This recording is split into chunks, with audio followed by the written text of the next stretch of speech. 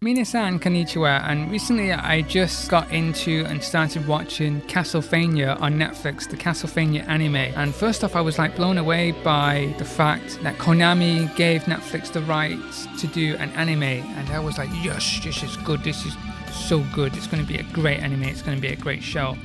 And I thought it was going to be very shonen, I thought it was going to be very action heavy, and I still liked it, but it's not, it's better. It's actually so much better than that. It's gory, it's dark, it's horrific, and it's got some great action and really good animation. So yeah, the plot is like, you have Vlad Tepes, Dracula, and he ends up marrying this medicinal lady, this doctor, and he falls in love, and he goes around the world in soul searching or whatever. He goes around the world, and then he comes back home. He returns home to find out his wife has been killed at the stake and burned for witchcraft, or like they've accused her of being a witch. And well, Dracula, he just gets annoyed. He's like, oh well, the church just killed my wife. So he's like, I'm not having that.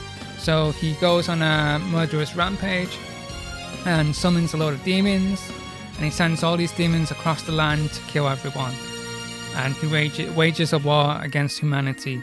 So that's it really, that's what it is, that's the bad guys thing. And they made Dracula very human and very realistic, and you kind of relate to him. It's like, yeah, like the love of his life is dead, was burned and condemned as a witch, and it's so real and so raw and emotional. And he's like, oh, he just ends up killing all the women and children. He just summons a whole fiend of demons, like, and it's like hell on earth.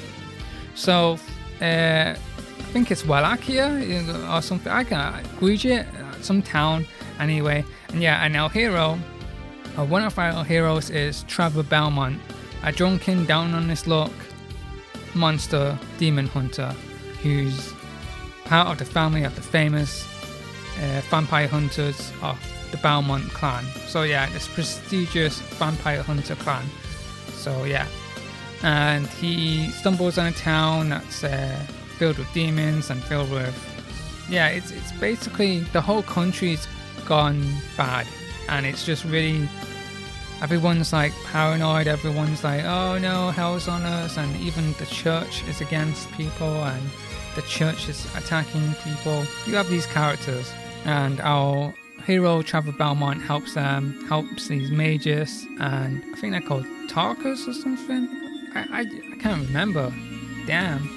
But yeah, you have like these mages, and Trevor Belmont ends up going to find out about a legend, about a hero, this immortal hero who lies under the town and will rise up and save people from Dracula. So this weird prophecy of like these three heroes will come up, or with like this awakened sleeping soldier.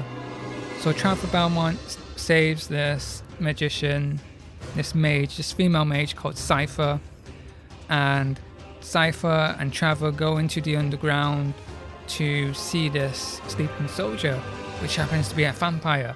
And turns out it's not just any vampire, it's actually Alucard, half human, half vampire, like a Dampir, who is son of Dracula.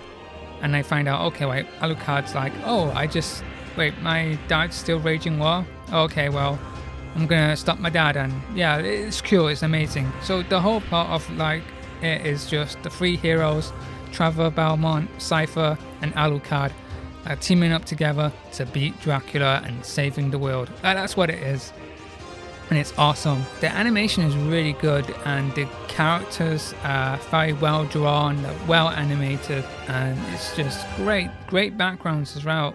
It's like great backgrounds, great. The music is good. I just can't get over how good it is. It's really nice. It's really good, decent anime. It's like a little bit, it's kind of big budget in some ways, like to see how well it's done. And even though some of the fight scenes are a bit sketchy and a bit bizarre to look at, but it's kind of artistically done, but I rather like it that way. It is difficult to animate like sword fights, and it's difficult to animate a whip, you know what I mean? So, but it's so well done how it is, and the characters have a lot of pathos to them. Like I said, they're very human. Alucard is kind of still young. He's not as old as he looks. He's young. He's still like a teenager, and he's still wary of the world. He still is learning. Trevor Belmont is just like this drunken guy who he has to raise up as a hero. He's like, yeah, whatever, you know. He's burly, he's like rugged, you know what I mean? But he has to like sharpen up and become the hero that the world needs. And Cypher's there to help him as well, and Cypher's a bit unsure, and she's like, she's like the mother of the group, trying to get these two boys together to stop fighting and just get to the point. But also the characters are awesome, like the villains as well. It's not just Dracula. You have Carmilla. Carmilla is a great villain, and you have Hector and Isaac. Isaac is awesome as well. It's just these great villains that you kind of root for, but you don't want to root for them. Isaac was a slave, and he was a slave, and Dracula saved him from slavery, and it's just weird. And you have Hector, who has a fascination of wanting to be friends with dead bodies. He's a necromancer, and he brings the dead to life.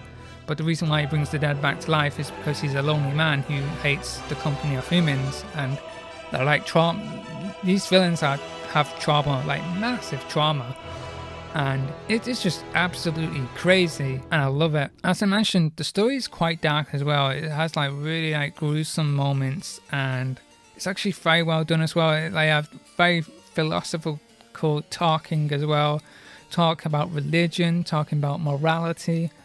You have a priest who's corrupted, a corrupted priest, a lot of corruption, cults as well, and what it means to be a hero. And that's why I like shows like this. You have a really heroic character, and you have a really evil villain that shows you the darkness of the world, shows you all the pain and suffering and the most evil things you can think of. And that's a good balance to a hero. And you have a hero who's very heroic and who's got a good heart of gold, solid golden heart hero.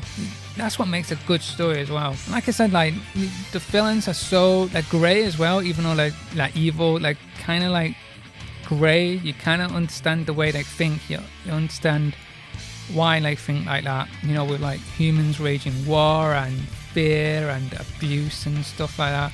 And it's all that abuse and all that war, like slavery, just like all that dark stuff, and it's molded them and made them the way that they are. Even Dracula, like the whole idea he wants revenge on the humanity for killing his wife. It's like you can't knock that. You kind of agree with him in that way, even though he's not right in the head. He's kind of insane. So yeah, but with Dracula, he has that power. Dracula has that kind of power, and if you had that power to have that fear, you can strike fear into someone. And it's just really interesting talks on that way. And the characters are they're schemers, there's backstabbing. The villains are really good. I think I mainly watch it for the villains, but at the same time I like the banter as well. The script is good, the screenplay is good, the comedy, there's a little bit of comedy, there's a little bit of like funny beats to it, like a little bit of banter as well, and it's so good. As mentioned, like this is based on a video game by Konami, and the whole thing with this, there's like 4 seasons, but it can also become more. It can become more because it's not just the Trevor Belmont. The whole video game story timeline is the Belmonts, and it takes years and years, and every like 100 years Dracula gets resurrected, and another Belmont member of the family comes to save the day and banish Dracula. So that's it. It can take on like generations and generations into the present day, where we have a present day Belmont vampire hunter coming to take down Dracula, and it's like it can go into Symphony of the Night, Aria of Sorrow as well. There's so much story and lore within the games that you can carry this series for like, I can't even imagine what, like 20 seasons maybe. Like it's a lot. You could probably have a lot of seasons if you follow just the main storyline of the games. There's a lot of like adult scenes as well, especially in season 3. I was really surprised by it. It went into the part where, dare I say, it was like Game of Thrones, and you had adult sex scenes as well. I'm like, oh my god, you have sex scenes, you have betrayal, you have really dark moments, and it's not like fan service like you get with most anime. This is like really integral to the plot. Like, this person is sleeping with this person to lower their guard and to make them trust them. So it's like, oh, and I'm like watching like, oh no, don't do that, don't sleep with them, oh no, you're an idiot, they're only trying to seduce you, no. It's just amazing. And like, one of the characters actually end up having sex, but it's not like over the top stupid stuff. When I watch a lot of movies and I see a lot of romance elements, and I love really forced romance elements, like these two characters, like the hero with the woman, and they like do stuff and like that kind of thing. And I'm like, yeah, I see no romance there. I see nothing. I don't see any chemistry or anything like that. It's just force fed into the plot for the sake of like egotistical, masculine, male fantasy garbage. And I don't like that, but in this it's really well done. And there's a scene in it that you don't even have a sex scene in with the hero. It's done in a complete great way, to the point where he just says a line, and then you see this line and you see the reaction to that line, and it's like, oh man, oh my god, they're having sex. They're totally having sex. You don't know it, you haven't seen it, but you can tell. And that's a lot of credit to the screenplay writer. That's a lot of credit to the script as well, because if you can make the audience see that here's an actual couple, it's good. They don't have to kiss, they don't even have to have sex, you don't have to see them in the bed, you just know they're a couple. And that's good writing. If you can tell they're a couple and they're not doing couple things, you can tell by the way they talk to each other, that's a couple. And I respect that. It's like amazing, utter amazing. And one of my favorite characters is Alucard, and I do love Alucard, and he goes through a lot. He goes through so much, it's like ridiculous. Like, you kind of feel sorry for him. And he has to fight his father as well, and you know, it's so good. And even Dracula's just, and you have Bill Nighy, you have really good cast of characters. Richard Armitage, it's just so, these brilliant actors, and like British actors as well, just playing these great characters, and they're bringing, you know, like Shakespearean style, you know, thespian stuff to it, and it's just amazing. Bill Nighy's an interesting character. I think he plays a time traveler. And it's kind of weird. It's like, it's so cool. It's like, I don't want to spoil it for you. But yeah, I just love it. I like the other guy, Godric? Yeah, I like Godric as well. He's a cool character. Isaac is cool. He has this like talk with the demons. Isaac ends up talking about how did the demons become demons. Like, they were human and then they went to hell. And they lost faith in God and all this stuff, and it's like really philosophical. Talks about what is God, what is hell, is there hell on earth, like, you know what I mean, what makes hell. It's very interesting stuff. At first, the first season was just 4 episodes, and I was like, what, why, I want more. And then season 2 came along, and I enjoyed season 2 and season 3 as well. And they always have like some like really good action set piece as well, where they blow the budget, and it's just amazing. Season 2, the final episode of season 2 is amazing. I honestly think that was good, and the use of certain music was really well done, and it's just utter fan service as well. The characters of Hector and Isaac and the vampire ladies as well, really well done. I've forgotten their names. Why am I forgetting their names? Like Camilla and her group of people, very cool characters. Like, personally, I don't like Camilla. I think I don't like her. I like her, like, she's a good character, but I'm like, I don't like her as the villain. Like, oh, you know what I mean? She's the villain. I'm like, but I prefer Dracula as the villain, because he's Dracula. He's just badass Dracula. But yeah, it's so interesting. Like, maybe we'll see Alucard become a villain, or maybe something will happen and they'll go into like Symphony of the Night. We could see Shaft. There's a lot that we could see. The evil priest Shaft, the cult of Dracula. We have so much to go through, and it's amazing. And even though it doesn't have to follow the storyline of the games, it could do. The way these first 3 seasons have done now, they could do their own story and it will still be great. Personally, I want to see more Castlevania. I want to see, it's a great show. I love it. I want to see fan favorite characters. I want to see more characters come into it.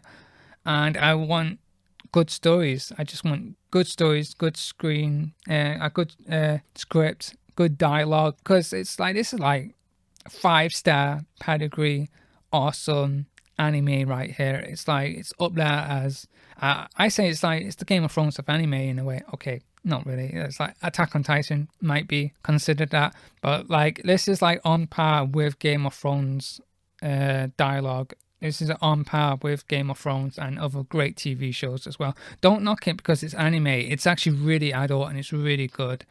And if you get past the first 4 episodes and keep watching it, you'll enjoy it. Especially if you love your gothic stuff and you love your horror, you love your gothic horror and your vampire stuff like that. You will love this show. You would totally love this show. But yeah, I'm really enjoyed it and I like it, and I think there's nothing more to say on it. I'm gonna stop gushing about it and just watch Castlevania. It's good. I want more Castlevania. Let's watch more Castlevania. Alright, that's all I'll say on it. Thank you for watching and sayonara. See you on